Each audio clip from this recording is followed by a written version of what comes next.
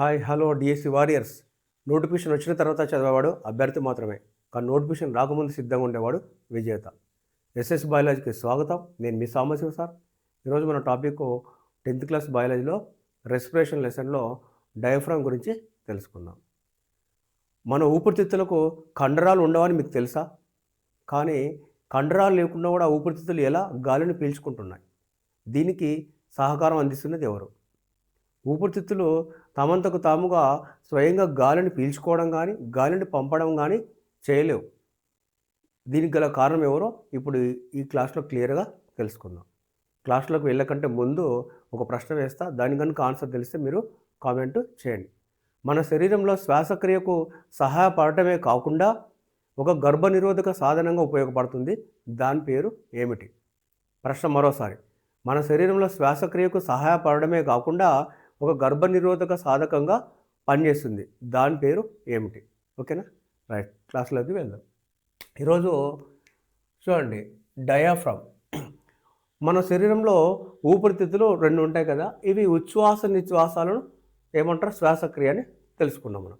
మరి ఊపిరితిత్తులు సంకోచ వ్యాకోచాలు తామంతకు తాము స్వయంగా చేయవు. దాని వెనుక ఎవరున్నారు? దాని గురించి ఇప్పుడు తెలుసుకుందాం. రైట్, ఇప్పుడు చూడండి, ఊపిరితిత్తులను సంకోచ వ్యాకోచాలు చేసేది ఎవరంటే డయాఫ్రామ్. డయాఫ్రామ్ గురించి ఇప్పుడు తెలుసుకుందాం. డయాఫ్రామ్ని తెలుగులో ఉదర వితానం అని పిలుస్తారు. ఓకేనా? ఉదర వితానం అంటే ఏంది అంటే, చూడండి, ఉరం కుహరానికి అంటే ఈ రొమ్ము భాగాన్ని, ఛాతి భాగానికి, మరి ఉదర కుహరానికి. ఛాతి భాగం అంటే ఈ రొమ్ము, ఎముకల గూడు, ఈ దీన్ని ఏమంటారంటే ఉరం కుహరము అంటారు ఛాతి భాగాన్ని. ఆ ఉరం కుహరం కింద కండరయుతమైన భాగాన్ని దీన్ని ఏమంటారంటే ఉదర కుహరం అంటారు. పొట్ట భాగాన్ని ఉదర కుహరం అంటారు. ఈ రొమ్ము ఎముకల గూడుని ఏమంటారంటే ఉరం కుహరము అంటారు. ఉరం కుహరానికి ఉదర కుహరానికి మధ్యలో ఉన్న దాన్ని ఏమంటారంటే ఉదర వితానము అంటారు. ఇంగ్లీష్లో డయాఫ్రామ్ అంటారు. రెండు గుర్తుంచుకోవాలి. ఓకేనా? డయాఫ్రామ్ లేదా ఉదర వితానం అంటే నిర్వచనం చూద్దాం. ఛాతి కండరాలు, ఇక్కడ చూడండి, ఛాతి కండరాలు మరియు ఉరం కుహరాలు అంటే ఈ ఛాతి కండరాలు మరియు ఉరం కుహరం మొత్తం ఇదంతా, ఛాతి కండరాలు, ఈ ఉరం కుహరం ఇదంతా, దీనికి ఉదర కుహరాన్ని వేరు చేసే కండరయుతమైన నిర్మాణము. ఇది గొడుగు ఆకారంలో ఉంటుంది. గొడుగు ఆకారంలో ఉంటుంది. చూడండి, ఉదర వితానం అంటే ఇది. డయాఫ్రామ్ అంటే చూడండి, ఇక్కడ నుంచి ఇక్కడ దాకా. ఇది ఛాతి కండరాలు మరియు ఉరం కుహరానికి, ఉదర కుహరానికి మధ్యలో ఉన్నటువంటి దాన్ని ఏమంటారంటే ఉదర వితానం లేదా డయాఫ్రామ్ అని పిలుస్తారు. ఓకే, ఉరం కుహరానికి సింపుల్గా చెప్పాలంటే ఉరం కుహరానికి ఉదర కుహరానికి మధ్యలో కండరయుతమైన నిర్మాణాన్ని ఏమంటారంటే డయాఫ్రామ్ అంటారు. ఇది గొడుగు ఆకారంలో ఉంటుంది. ఓకేనా? రైట్. మరి ఈ డయాఫ్రామ్ లేదా ఉదర కుహరం యొక్క విధి ఏమిటంటే, చూడండి, ఊపిరితిత్తులలోనికి గాలి రావడానికి బయటకు పోవడానికి సహాయం చేస్తుంది. అంటే ఊపిరితిత్తుల్లోకి గాలి రావాలన్నా గాలి పోవాలన్నా దానికి సహాయం చేసేది ఎవరు? డయాఫ్రామ్. ఓకేనా? ఇప్పుడు ఈ డయాఫ్రామ్ గురించి తెలుసుకుందాం. ఈ డయాఫ్రామ్ యొక్క సంకోచ వ్యాకోచాల వల్లే ఊపిరితిత్తుల్లోకి గాలి రావడం, గాలి వెళ్ళడం జరుగుతుంది అనమాట. ఇప్పుడు ఈ డయాఫ్రామ్ యొక్క విధిని ఉచ్ఛ్వాసంలో ఏ విధంగా ఉంటుందో చూద్దాం. చూడండి, మామూలుగా మనకు ఉచ్ఛ్వాస నిశ్వాసం అంటే తెలుసు. ఉచ్ఛ్వాసం అంటే గాలి పీల్చుకోవడం. గాలి పీల్చుకున్నప్పుడు ఏమవుతుంది? ఛాతి పైకి వస్తుంది. అలా నిశ్వాసం ఏమవుతుంది? ఛాతి మళ్ళీ యథావిధికి వస్తుంది. ఇది తెలుసు. ఓకేనా?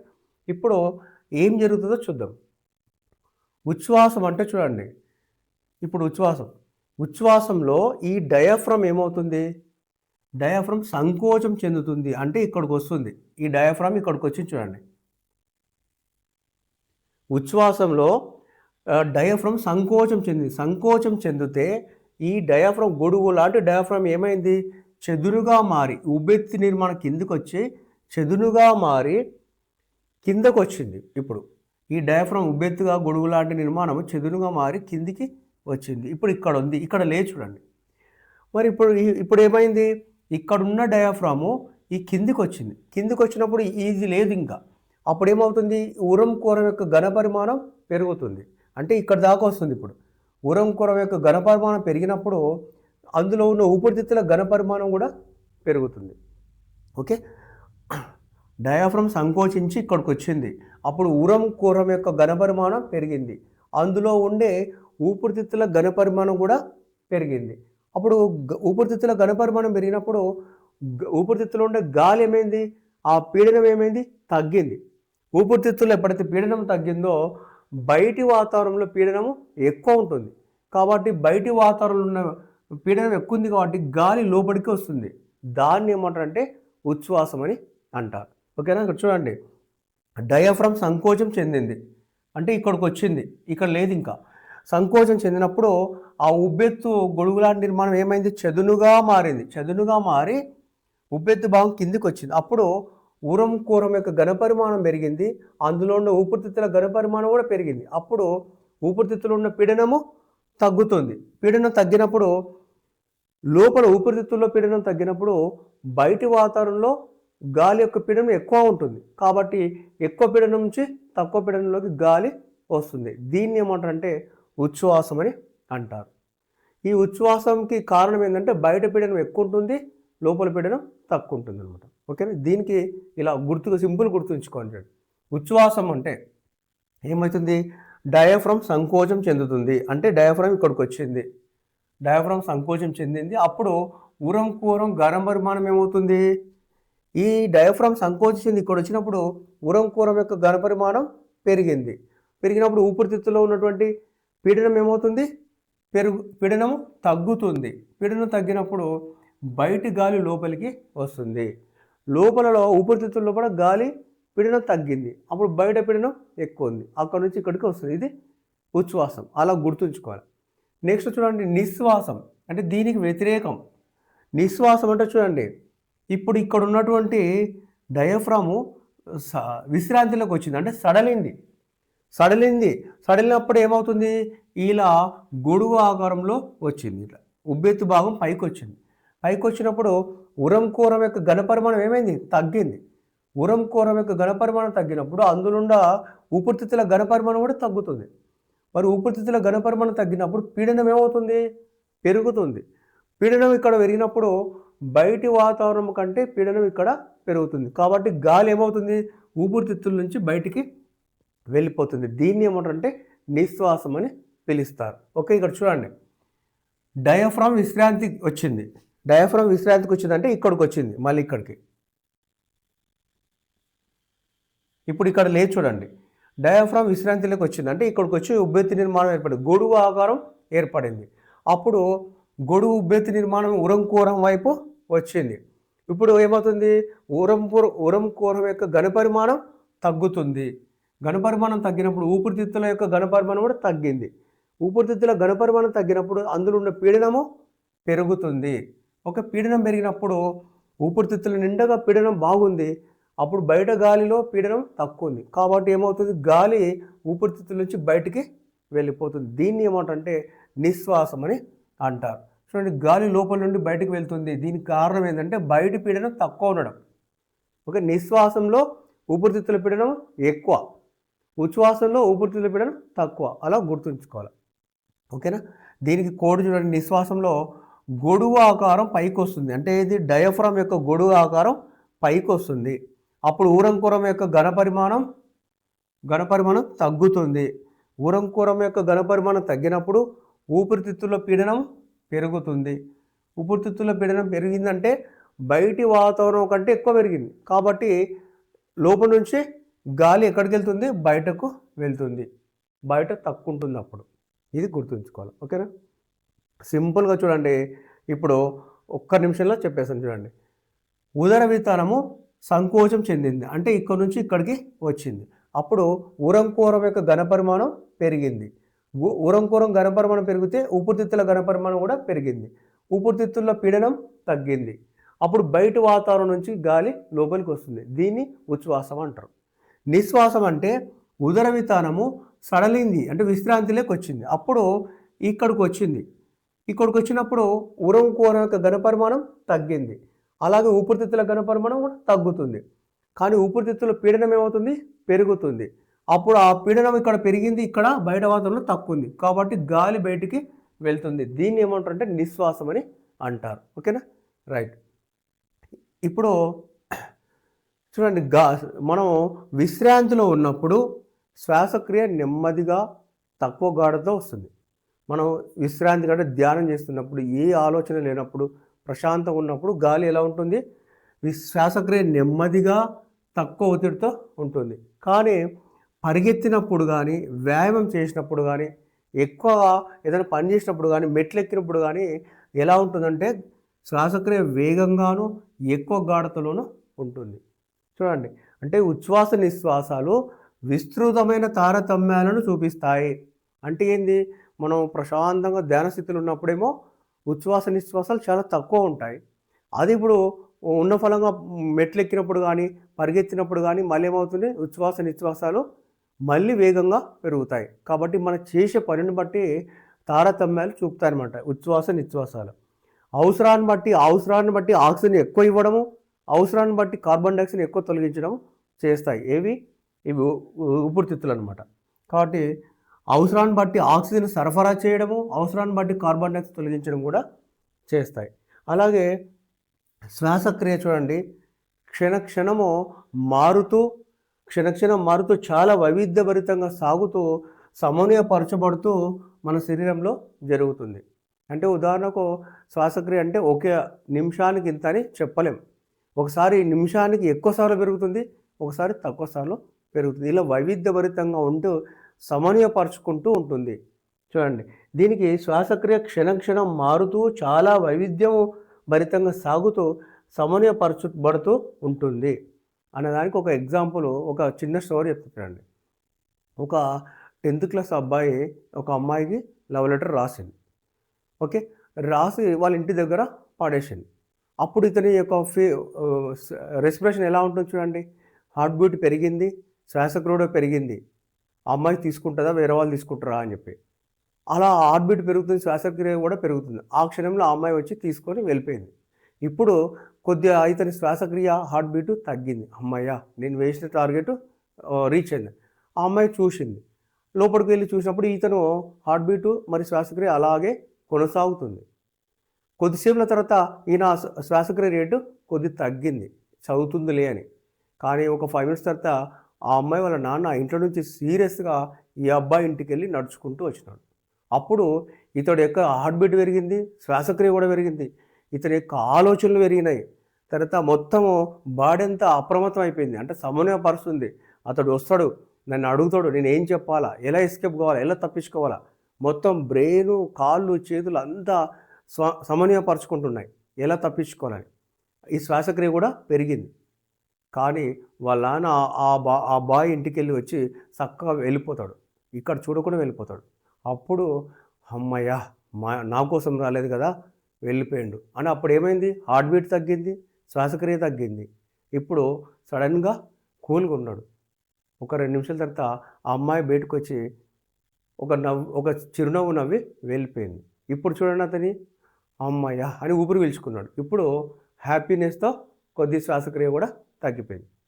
చూడండి, ఈ 5 minutesలో ఎన్నిసార్లు శ్వాసక్రియ పెరిగింది, ఎన్నిసార్లు తగ్గింది. ఇలా మన సమన్వయపరుస్తుంది. అంటే ఇది బ్రెయిన్ సమన్వయపరుస్తుంది, కాళ్ళు చేతులు సమన్వయపరుస్తుంది, ఆలోచనలు సమన్వయం పరుస్తుంది. ఇట్లా శ్వాసక్రియ అనేది ఒకే రకంగా జరుగుతుందని చెప్పలేం. వ్యక్తిని బట్టి, చేసే పనిని బట్టి నిరంతరం క్షణక్షణం మారుతూ ఉంటుంది. చూడండి, క్షణక్షణం మారుతూ చాలా వైవిధ్యము, అంటే ఒక నిమిషంలో ఎక్కువ ఉంటుంది, ఒక నిమిషంలో తక్కువ ఉంటుంది. వైవిధ్యభరితంగా సాగుతూ బాడీ శరీరం మొత్తాన్ని సమన్వయపరుస్తుంది. ఆ విధంగా సమన్వయపరుచుకుంటూ నడిపిస్తుంది శ్వాసక్రియ. ఓకేనా. ఇంకా చూడండి, మెదడు నుండి శ్వాస అవయవాలకు వెళ్ళే నాడులను కట్ చేస్తే వెంటనే శ్వాసక్రియ ఆగిపోయి ఆ జీవి కూడా చనిపోతుందని శాస్త్రవేత్తలు కనుక్కున్నారు. అంటే మనకు ఒక నిమిషానికి 18 నుంచి 20 సార్లు శ్వాసక్రియ చెప్తాం. కానీ ఆ నాడులను కట్ చేస్తే వితిన్ 2-3 సెకండ్లోపనే ఆక్సిజన్ తక్కువైపోయి చనిపోతుంది అనమాట. కాబట్టి శ్వాసక్రియ అనేది ఎంత ఇంపార్టెంటో మనకు అర్థమవుతుంది అనమాట. ఓకేనా. ఇంకా ఇక్కడ స్త్రీలలో ప్రక్కటెముకల యొక్క కండరాలు, డయాఫ్రామ్ యొక్క పాత్ర గురించి ఉంది ఇక్కడ. అంటే స్త్రీలలో పురుషుల్లో డయాఫ్రామ్, ప్రక్కటెముకల యొక్క కండరాలు ఏ విధంగా ఉంటుందని ఒక ప్రశ్న ఇచ్చినట్టు చూడండి. సాధారణంగా ఈ డయాఫ్రమ్ అనేది పురుషులలో ఎక్కువగా జరుగుతుంది, స్త్రీలలో కూడా ఎక్కువగా జరుగుతుంది. కానీ స్త్రీలు ఎప్పుడైతే గర్భం దాల్చినారో ఆ సమయంలో ఈ డయాఫ్రమ్ ఏమవుతుంది, మరింత పైకి వెళ్ళి అప్పుడు ఇంత దూరం రాకుండా ఇక్కడిక్కడనే చిన్నగా డయాఫ్రమ్ పనులు చేస్తుంది. అప్పుడు దీని ప్లేస్లో ఛాతీ గోడ యొక్క కండరాలు, ప్రక్కటెంక యొక్క కండరాలు ఎక్కువగా సంకోచ వ్యాకోచాలు చేస్తాయి. కాబట్టి స్త్రీలు పురుషుల్లో డయాఫ్రమ్ సేమ్ పాత్ర వహిస్తుంది. కానీ ఎప్పుడైతే గర్భము దాల్చినప్పుడు ఆ లోపల పిండం పెరుగుతున్నప్పుడు ఈ డయాఫ్రమ్ యొక్క పనితీరు కొద్దిగా తగ్గుతుంది. అంటే ఇక్కడ సంకోచ వ్యాకోచాలు చెందకుండా ఇక్కడ నుంచి పైనే జరుగుతుంది. తక్కువ సంకోచ వ్యాకోచాల వల్ల శ్వాసక్రియ ప్రాబ్లం వస్తుంది. కాబట్టి అప్పుడు దీని ప్లేస్లో ప్రక్కటెంక ఛాతీ గోడ కండరాలు సంకోచ వ్యాకోచాలు చేస్తాయన్నమాట. ఊపిరితిత్తుల గురించి తెలుసుకుందాం. ఓకేనా. ఊపిరితిత్తులు మానవ లోపల ఎన్ని ఉంటాయి మనందరికీ తెలుసు, 2 ఉంటాయి కదా. ఊపిరితిత్తులు ఎలా ఉంటాయంటే స్పాంజ్ లాగా ఉంటాయి. స్పాంజ్ అంటే మన డస్టర్ ఉంటుంది, దగ్గరికి ఇలా నొక్కినప్పుడు దగ్గరకు అవుతుంది, మళ్ళీ వదిలిపెట్టినప్పుడు యథావిధిగా వస్తుంది. అలా స్పాంజ్ లాగా ఉంటాయి అన్నమాట. వచ్చినప్పుడు దగ్గరకు అవుతుంది, మళ్ళీ వదిలిపెట్టినప్పుడు యథావిధిగా వస్తాయి. కాబట్టి ఊపిరితిత్తులు ఎలా ఉంటే స్పాంజ్ లాగా ఉంటాయని గుర్తుంచుకోవాలి. 2 ఊపిరితిత్తులు ఒకే పరిమాణంలో ఉండవు. ఒకే పరిమాణంలో ఎందుకు ఉండవు? కారణం ఏంటి అంటే ఎడమ ఊపిరితిత్తు కొంచెము చిన్నగా ఉంటుంది, కుడిది కొద్దిగా పెద్దగా ఉంటుంది. ఎడమ ఊపిరితిత్తు కొద్దిగా చిన్నగా ఎందుకు ఉంటుందంటే ఎడమ వైపు మనందరికీ తెలుసు గుండె ఉంటుంది. గుండె అమరిక వల్ల కొద్ది ఊపిరితిత్తు కొద్ది చిన్నగా ఉంటుంది. కాబట్టి ఏ ఊపిరితిత్తు చిన్నగా అంటే ఎడమది చిన్నగా ఉంటుంది, కుడిది పెద్దగా ఉంటుందని గుర్తుంచుకోవాలి. ఎడమ చిన్నది ఉంటుంది ఎందుకంటే సింపుల్ గుండె ఉంది కాబట్టి దీని అమరికకు కొద్దిగా ఇబ్బంది వస్తుంది. కాబట్టి ఎడమ ఊపిరితిత్తు చిన్నగా ఉంటుంది గుండె ఉండడం వల్ల, కుడిది పెద్దగా ఉంటుంది. కాబట్టి మానవుల్లో ఏ ఊపిరితిత్తు పెద్దది అని అడిగిననుకో, పెద్ద ఊపిరితిత్తు ఏది అన్నాడు అనుకో, కుడి. గుర్తుంచుకోవాలి. మనం ఎడమదని తెలుసుకుంటాం కానీ కుడి గురించి పట్టించుకో. మానవుల్లో పెద్ద ఊపిరితిత్తు ఏది అంటే కుడి ఊపిరితిత్తు అని గుర్తుంచుకోవాలి. Okay, right. నెక్స్ట్ ఊపిరితిత్తులను 2 ఊపిరితిత్తులను కప్పుతూ 2 పొరలు ఉంటాయి. 2 ఊపిరితిత్తులను కప్పుతూ 2 పొరలు ఉంటాయి. చూడండి ఇట్లా. ఈ 2 ఊపిరితిత్తుల పైన 2 పొరలు ఉంటాయి. చూడండి, ఈ 2 పొరలను ఏమంటారంటే ప్లూరా అని పిలుస్తారు. ఈ 2 పొరలు ప్లూరా అని పిలుస్తారు. ఈ ప్లూరా మధ్యలో ఏముంటుంది, ఒక ప్లూరా ఫ్లూయిడ్ అని కూడా ఉంటుంది. 2 ఊపిరితిత్తులకు 2 పొరలు ఉంటాయి, వాటిని ప్లూరా అని పిలుస్తారు. ఈ ప్లూరా మధ్యలో ప్లూరా ద్రవం ఉంటుంది, ప్లూరా ఫ్లూయిడ్ అని ఉంటుంది.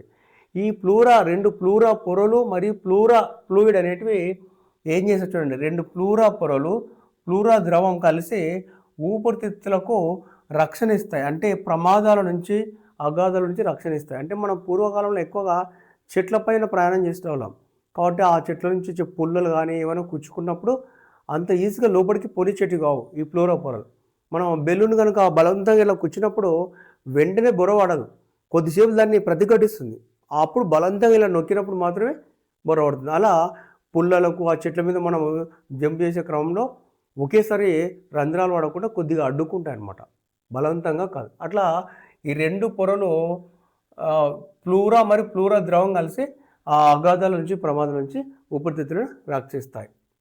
ఓకే, ఈ ఊపిరితిత్తులకు సాగే గుణం ఉంటుంది. చూడండి, సాగే గుణం ఉండడం వల్ల ఏంటి లాభం అంటే, ఇప్పుడు మనం ప్రశాంతంగా ఉన్నాం, తక్కువ గాలిని పీల్చుకుంటున్నాం, సరిపోతుంది ఊపిరితిత్తులు. కానీ బాగా పరిగెత్తున్నాం, 100 మీటర్ల దానికి పరిగెత్తున్నాం, అప్పుడు ఎక్కువ గాలి పీల్చుకుంటున్నాం. కాబట్టి అప్పుడు ఊపిరితిత్తులు వ్యాకోచం చెందాలి. ఇలా అనుకోకుండా వ్యాకోచం చెందాలి, సంకోచం చెందాలి. ఇలా సంకోచాలు జరిగినప్పుడు ఆ స్కిన్ ఊపిరితిత్తులు డ్యామేజ్ కాకుండా సాగే గుణం ఉండడం వల్ల ఏం ప్రాబ్లం ఉండదన్నమాట. కాబట్టి సంకోచ వ్యాకోచాల నుంచి ఎలాంటి నష్టం లేకుండా రక్షిస్తుంది అనమాట.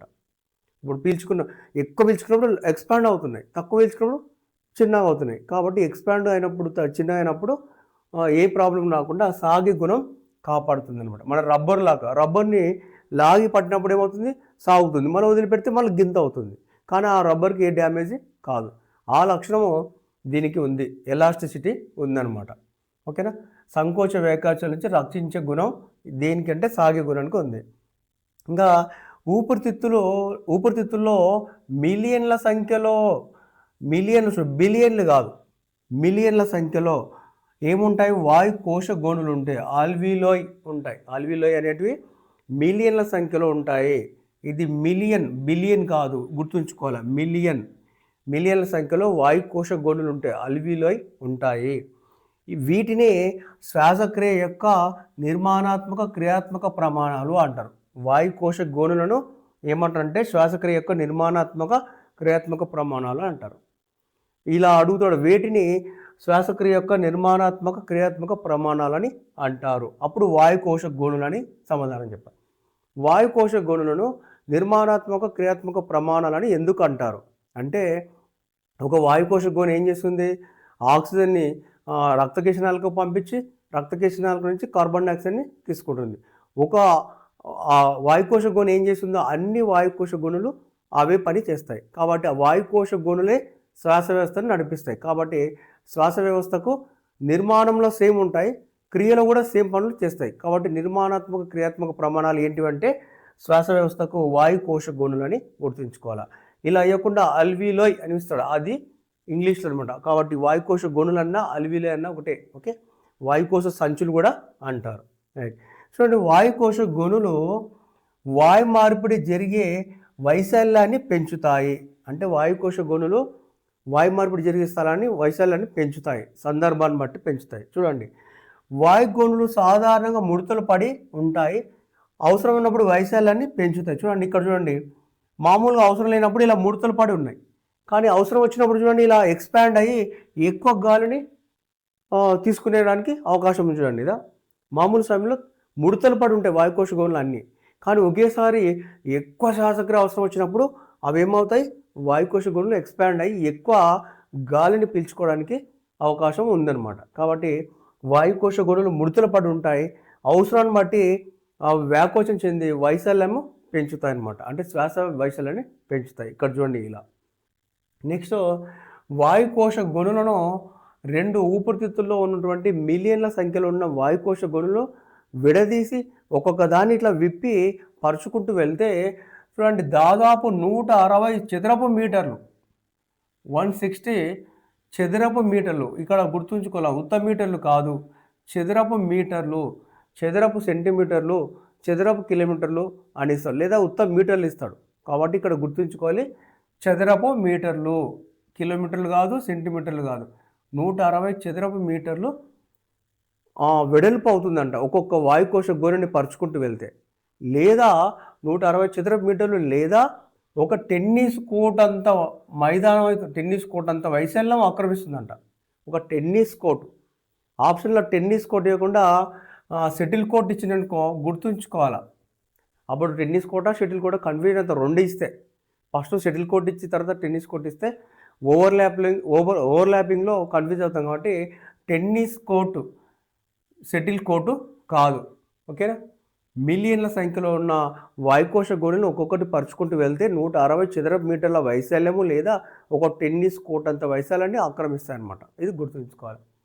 నెక్స్ట్ చూడండి, ఊపిరితిత్తుల యొక్క మొత్తం సామర్థ్యం, గాలిని పీల్చుకునే సామర్థ్యం ఎంత ఉందంటే 5800 లీటర్లు అంట. 5800 లీటర్లు అనమాట. అంటే గాలిని, ఊపిరితిత్తులో ఉన్న గాలిని లీటర్లో కొలుస్తారు, మనం కేజీలలో గ్రాములలో కాదు, గుర్తుంచుకోవాలి. కాబట్టి ఊపిరితిత్తులలోని గాలి సామర్థ్యాన్ని వేటితో కొలుస్తారు అని అడిగిన క్వశ్చను, లీటర్లు, మీటర్లు, కిలోలు, గ్రాములు అన్నప్పుడు మనం ఏం చేయాలి, లీటర్లని గుర్తుంచుకోవాలి. గాలిని లీటర్లో కొలిచేది మనం ఇక్కడ చూస్తున్నాం, కాబట్టి గుర్తుపెట్టుకోవాలి. ఊపిరితిత్తులలో గాలి సామర్థ్యాన్ని వేటితో కొలుస్తారు, ప్రమాణాలు అంటే లీటర్లు. కాబట్టి ఊపిరితిత్తుల యొక్క మొత్తం సామర్థ్యం ఎంత, 5800 లీటర్లు అనమాట. అంటే 5.8 లీటర్లు లెక్కకు అది. ఓకేనా, 5.8 లీటర్లు ఊపిరితిత్తుల సామర్థ్యం వేటితో కొలిస్తే లీటర్లో కొలుస్తారు. చూడండి, విశ్రాంతిలో ఉన్నప్పుడు ఉచ్ఛ్వాస నిశ్వాసంలో 5500 మిల్లీలీటర్ల గాలిని మనం పీల్చుకొని వదిలేస్తాం. ప్రశాంతంగా ఉన్నప్పుడు మన ఉచ్ఛ్వాసంలో నిశ్వాసంలో ఎంత గాలి అంటే 500 మిల్లీలీటర్ల గాలిని పీల్చుకొని వదిలేస్తాం అనమాట విశ్రాంతిగా ఉన్నప్పుడు. కానీ మన ఊపిరితిత్తుల నుంచి గాలిని మొత్తం బయటికి పంపితే ఒకసారి మొత్తం ఎంత పంపుతాము అంటే చూడండి, ఒక్కసారి పూర్తిగా గాలిని పంపితే ఎంత పంపుతాం? 4600 మిల్లీలీటర్లని పంపుతాం. 4600 మిల్లీలీటర్లని పంపుతాం చూడండి. ఓకేనా? కానీ మొత్తము పంపలేం. 4600 మిల్లీలీటర్లు.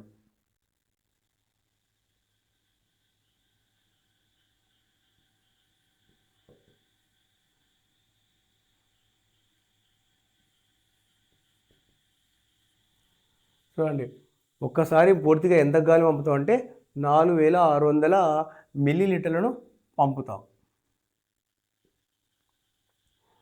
ఎంత మిగిలి ఉంటుందంటే ఇంకా 1200 మిల్లీలీటర్లు మిగిలి ఉంటుంది చూడండి. అంటే మొత్తం సామర్థ్యం ఎంత అంటే 5.800 మిల్లీలీటర్లు ఉంటే ఎంత మనం విశ్రాంతిలో 500 మిల్లీలీటర్లు తీసుకుంటాం. మొత్తం పూర్తిగా పంపితే కూడా ఇంకా ఎంత ఉంటుంది? ఎంత పంపుతాం అంటే 4.6 మిల్లీలీటర్ల గాలిని పంపిస్తాం. ఇంకా ఎంత మిగిలి ఉంటుందంటే 1200 మిల్లీలీటర్లు ఉంటుంది. ఈ 1200 మిల్లీలీటర్లు వాయుకోశ గోళాన్ని ముడతలు పడి ఉంటే ఆ ముడతల కింద ఉంటుంది. ఈ గాలి మనకు ఎప్పుడు ఉపయోగపడుతుందంటే ఈ 1200 లీటర్లను ఏదైతే పంపలేమో బయటికి, ఆ ఊపిరితిత్తుల గోడల్లో కింద ఉందో అది ముక్కు మూసినప్పుడు ఎప్పుడైనా అనుకోకుండా మనం ఒక నిమిషం పాటు లేదా 30 సెకండ్ల పాటు ముక్కు మూసినప్పుడు ఆ గాలిని ఉపయోగించుకుంటాం. అది కూడా అయిపోయినప్పుడు అప్పుడు ఒక్కసారిగా మనం బ్రతకలేకపోతాం అనమాట, ఆయాసము వస్తుందన్నమాట. అట్లాగే ఈతలో కూడా మహా అంటే మనం ఒక 30-40 సెకండ్స్ కన్నా ఎక్కువ ఉండాలి. ఆ 30-40 సెకండ్స్ ఈతలో గాలి పీల్చుకోకుండా ఎట్లా ఉంటామంటే మన ఊపిరితిత్తుల్లో మిగిలిన 1200 మిల్లీలీటర్ల గాలినే మనం తీసుకుంటాం అనమాట. కాబట్టి ఈ 1200 లీటర్లు మనకు అప్పుడు అలా ఎప్పుడైనా ఇబ్బంది వచ్చినప్పుడు అది వాడుకుంటున్నాం. ఓకేనా? మొత్తం సామర్థ్యం 5.800 మిల్లీలీటర్లు. మొత్తం పూర్తిగా ఎంత పంపుతామంటే 4.600 మిల్లీలీటర్లను పంపుతాం. ఇంకా ఎంత మిగిలి ఉంటుందంటే 1200 మిల్లీలీటర్లు ఉంటుంది. ఇది అత్యవసర సమయంలో అది కూడా వాడుకుంటాం. ఆ తర్వాత ఇంకా ఏం చేయలేమన్నమాట. ఓకే, ఈ విధంగా అవసరం ఉన్నప్పుడు ముడతలు పడి ఉంటుంది, మళ్ళీ అవసరమైనప్పుడు ఇలా వ్యాకోచం చెందుతుందన్నమాట. ఓకే, ఈ వీడియో కనుక మీకు నచ్చితే ఒక లైక్ చేయండి మరియు షేర్ చేయండి. అలాగే మరిన్ని ఇంట్రెస్టింగ్ వీడియోల కొరకు నా ఎస్ఎస్ బయాలజీ ఛానల్ని సబ్స్క్రైబ్ చేయండి. అలాగే ప్రతి వీడియో చివరన ఒక 5 లేదా 10 క్వశ్చన్లు ఇస్తున్నాను. వాటి కనుక మీకు ఆన్సర్ తెలిస్తే కామెంట్ చేయండి. Thanks for watching. మళ్ళీ నెక్స్ట్ క్లాస్లో కలుద్దాం.